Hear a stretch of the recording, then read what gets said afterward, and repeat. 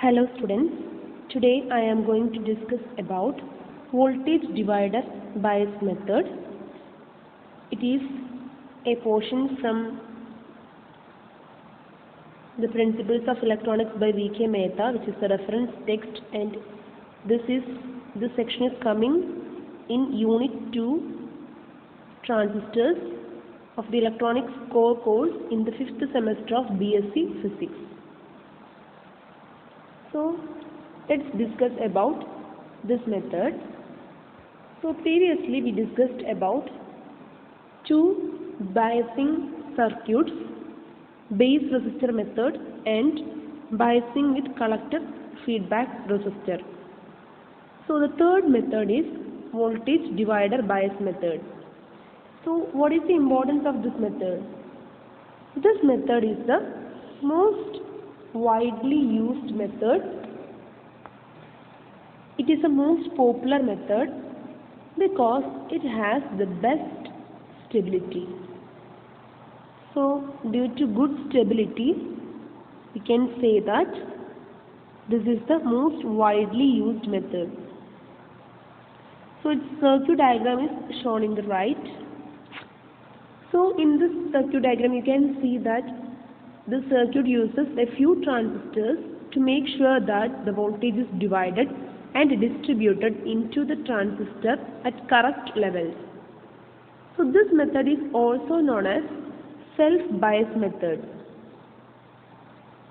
This method is also known as self-bias method. Why? Because in the last two methods, that means in base resistor method and biasing with collector feedback resistor method, in that two methods the biasing is depending on beta. That means the transistor biasing always depends on current gain. But in this method, it is independent of transistor parameters like beta.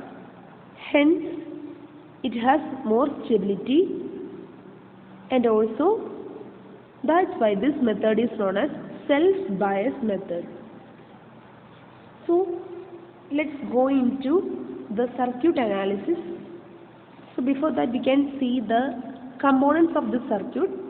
There is a power supply VCC and two resistances R1 and R2 are connected across the supply voltage VCC to provide biasing. The emitter resistance RE provides the stabilization, and here you can see that the voltage is divided across R1 and R2, hence this method is known as voltage divider method. So the name voltage divider comes from the voltage divider formed by R1 and R2. The voltage across R2, that means voltage across R2, let's name it as V2. So the voltage across R2 forward biases the base resistor junction. So you remember that we studied two methods of biasing. First one by a biasing battery and second one is using biasing circuits. So we know that in a transistor the input circuit should always be forward biased and output circuit should always be reverse biased. So in the first method, that is in the battery, the biasing battery provides the forward biasing in the input circuit.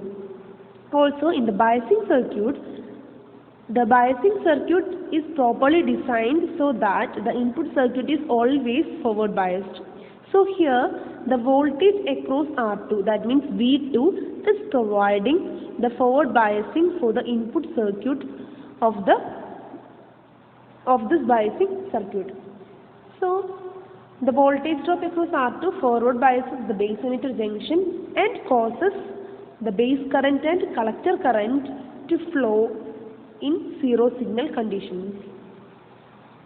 So we are going to find out the zero signal collector current IC and VCE. So the zero signal collector current and VCE are called Q point or operating point. So we are going to find out the Q point.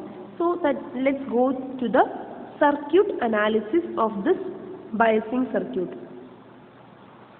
So as in the previous cases, see first we have to find out the collector current IC. Suppose that the current flowing through R1 is I1. So I1 is the current flowing through R1. Since we know that the base current IB is very small, we can assume that current flowing through R2 is also I1. So I1 is the current flowing through R1 and I1 is the same current flowing through R2 because IB is small. Since IB is small, we can say that there is no current flowing through this. The entire current is flowing from R1 to R2. So remember that. So our assumption is that IB is a small base current and hence the same current I1 is flowing through R1 and R2. I think this is clear to you.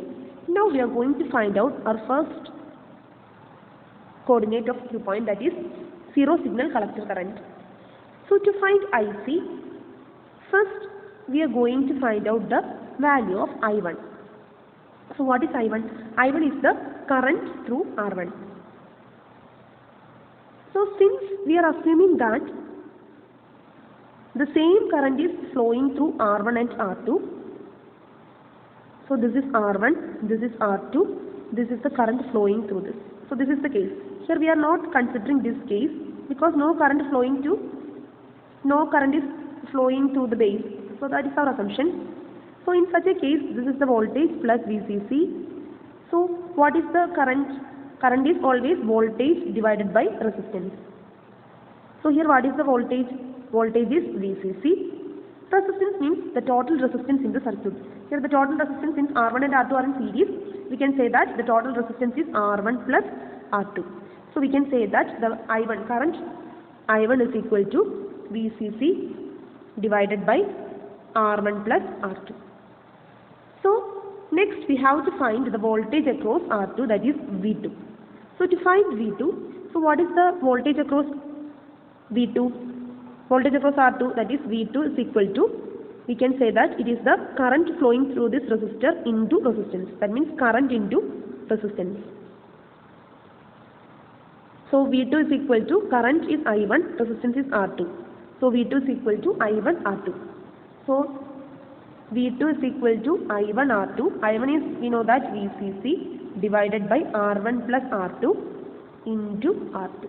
So this is the voltage across, R2. So this value is very important because we can say that this voltage is providing the forward biasing to the input circuit of the transistor. So this equation is very important. Next, we have to find IC. So next we are going to find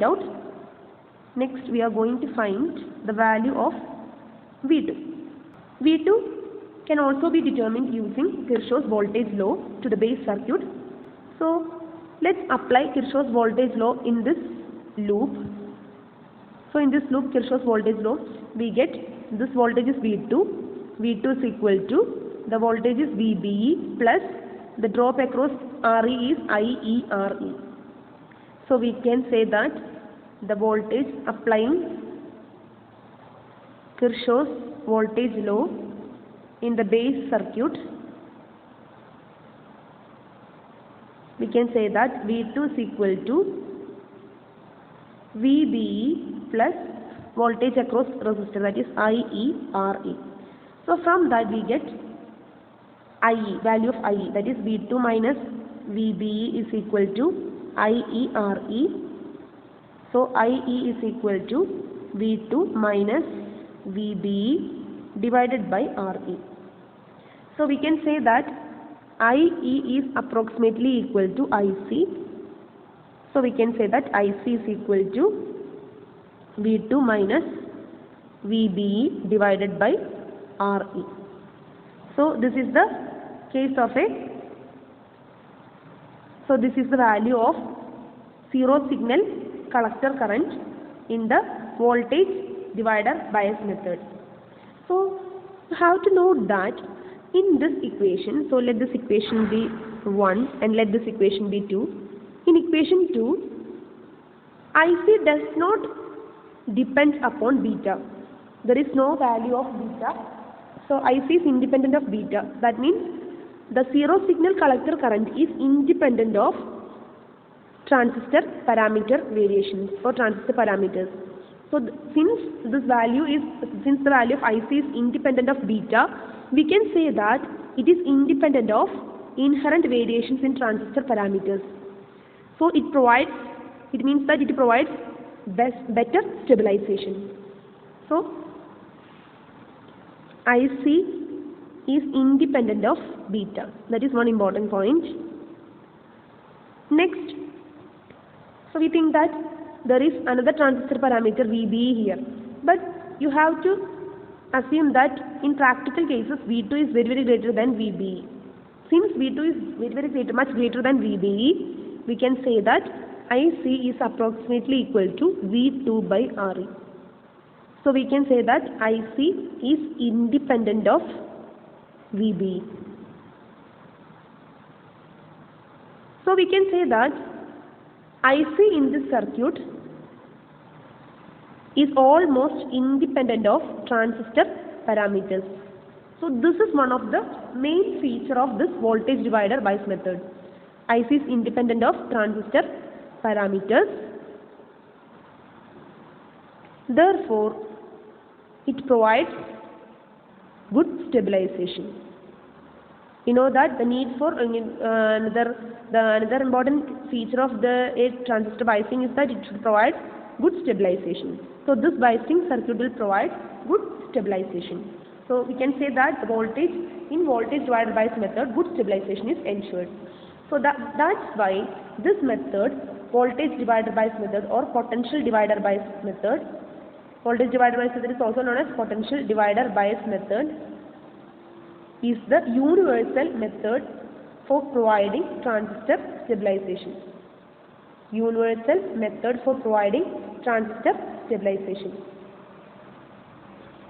So that is another important feature of this method. So this method is the most widely used method or universal method for transistor biasing.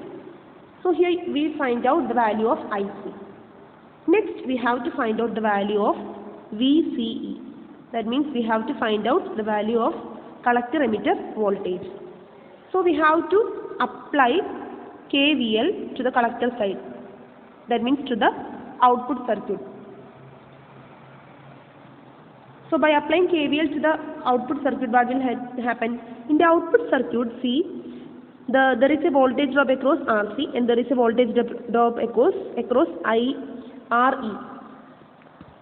And also there is a voltage across VCE. So this is VCE, this is ICRC, and VE is the voltage across emitter. So what is the value of VCC?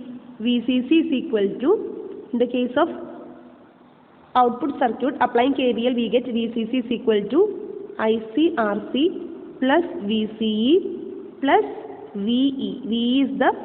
VE is the voltage across emitter, that is IERE. VE is actually IERE. So we will get VCC is equal to ICRC plus VCE plus IERE. So here we can say that IE is approximately equal to IC. So the above equation becomes VCC is equal to ICRC plus VCE plus ICRE. So clubbing these two values, we get IC into RC plus RE plus VCE. So VCC is equal to IC into RC plus RE plus VCE. So VCE is equal to VCC minus IC into RC plus RE. So in this way we can find out the value of VCE and IC, and these two values are the zero signal values. So hence these values are known as the Q point. So next we are going to find out the stabilization of the circuit. So next we are going to find out the stabilization of this biasing circuit. So what is the stabilization?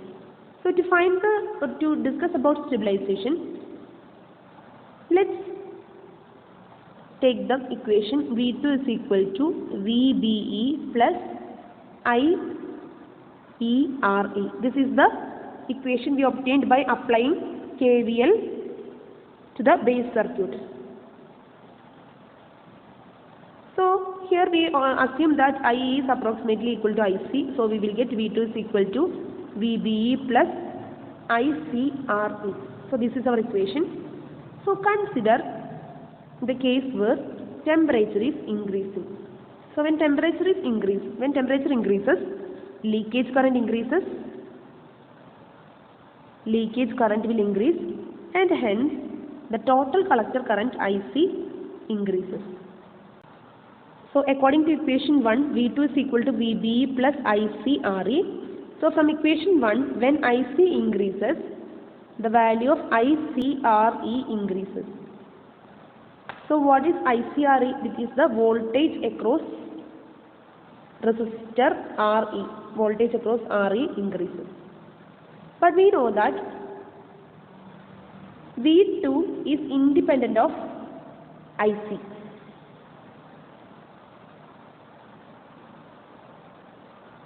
V2 is independent of IC because it is independent of transistor parameters. So since V2 is independent of IC, we can say that the value of V2 is a constant. What is V2? V2 is equal to VCC by R1 plus R2 into R2. Here there is no term like IC, so we can say that V2 is independent of IC. So V2 is a constant. So from equation 1, we can say that a constant is equal to VBE plus ICRE. So since the LHS is a constant, in the RHS when IC increases, VBE should decrease. So when VBE decreases, what will happen? VBE is the base emitter voltage. So we know that V is proportional to I. So when VBE decreases, the base current IB should decrease, and this will reduce IC. So IC will be restored to its original value. So we know that we started from the case of increasing temperature. So when temperature increases, the leakage current increases and IC increases. When IC increases, from equation 1, the voltage drop across the emitter resistor RE increases. But V2 is independent of IC. You know that V2 is a constant value. So by equation 1, since LHS is constant, in the RHS, ICRE increases, then VBE decreases. But we know that voltage is proportional to current, so as VBE decreases, IB should decrease, and as a result, IC decreases, because we know that IC is equal to beta IB. So as IB decreases, IC decreases, and it will be restored to its original value. So in this way, we can also say that this biasing method is independent of temperature variations. So earlier we find that the biasing circuit is independent of transistor parameter variations, and also it is independent of temperature variations. Hence we can say that this is a very good stabilized circuit. So next we are going to find out the stability factor of this method. Stability factor S. We need not go to the derivation of stability factor expressions. If you want to go to it, please refer section 9.13 in the textbook of V.K. Mehta. The derivation is not in our syllabus, so we are going to the final expression of this stability factor. S is equal to beta plus 1 into RO plus RE divided by RO plus RE plus beta RE. where RO is equal to R1 R2 by R1 plus R2. So this is the final expression in the derivation. So we are starting from this term only. We need not study the derivation of this expression. So here, dividing this expression throughout by RE, we will get S is equal to, dividing RHS throughout by RE, we get S is equal to beta plus 1 into RO by RE plus 1 divided by RO by RE plus 1 plus beta. We know that RO is a very small term compared to RE. So RO is very less than 1. So it can be neglected. So the equation becomes S is equal to beta plus 1 divided by beta plus 1, that is equal to 1. So the stability factor S is equal to beta plus 1. So this is another important expression or another important feature of this method. Since stability factor is 1, it means the circuit has high stability. Next we are going to discuss some problems in this, solved problems in this method, in this using this transistor voltage divider bias method. So first, I hope you remember the circuit. In the circuit it is given that VCC is equal to 15 volt, R1 is equal to 10 kilo ohm, R2 is equal to 5 kilo ohm, RC is equal to 1 kilo ohm, and RE is equal to 2 kilo ohm. So we have to determine the Q point. We have to determine the Q point. Assume that this is a silicon transistor. So we have to find out the Q point. The Q point values are zero signal values of V, C, E and IC. So first we can find out IC.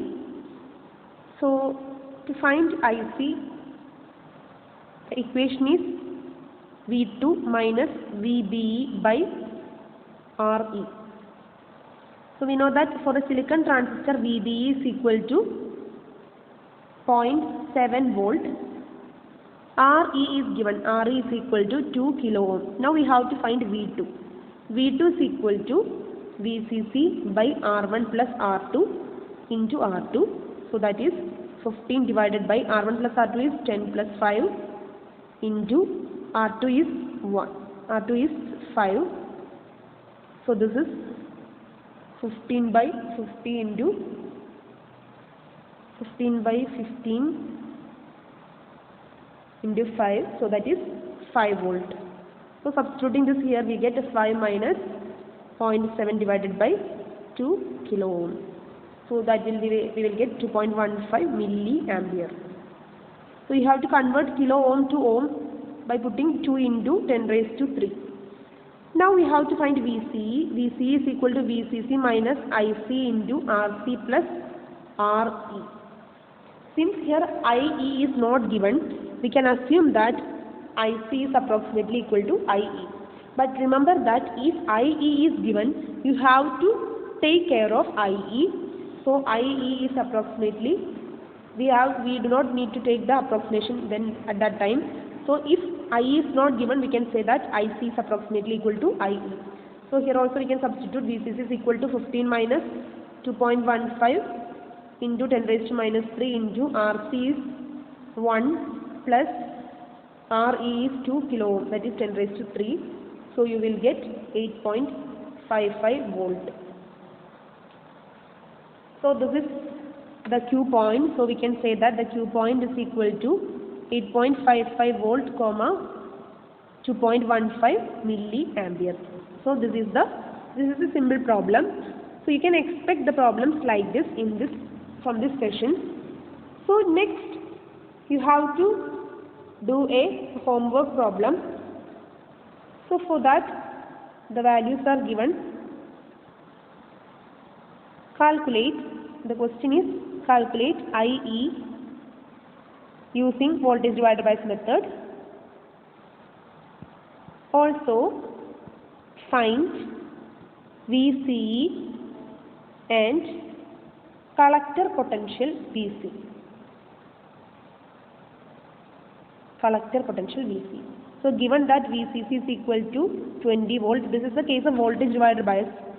So VCC given, RC is equal to 1 kilo ohm, RE is equal to 5 kilo ohm, R1 is equal to 10 kilo ohm, and R2 is equal to 10 kilo ohm.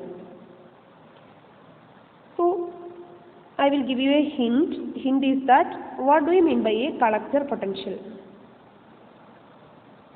Collector potential is actually the voltage between collector and emitter. Collector and emitter. So in the output circuit we have RC and RE. This is the output circuit. So here this is our circuit.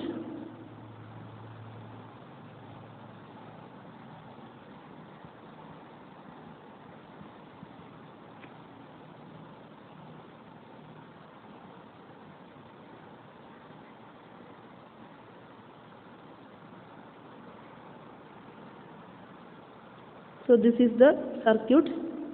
So here this potential is known as collector potential VC. So this is the collector, this is the emitter. So here there is a voltage drop, this is VCE.